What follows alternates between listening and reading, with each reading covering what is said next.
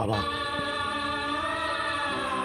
মা মরে যাওয়ার পর আমি যখন একা হয়ে গেছি, মা যাওয়ার পর থেকে আমি অনেক আগেই এতিম হয়ে গেছি। কষ্ট এখন আর কোনো কিছু মনে হয় না, এখন আর কোনো কিছু মনে হয় না। তবে আমি জানি তোমার এই জায়গাতে অনেক কষ্ট হইতাছে। আজকে তুমি আমার বাড়ি থেকে বাইর করে দিতেছ। বাবা, আমি চলে যাবো, কিন্তু সত্যিকার একটা কথা কইয়া যাই। আজকে যদি আমার একটা কর্ম থাকতো, আমার যদি ইনকাম থাকতো, তাহলে তুমি আমার বাইক করে দিতে পারতা না।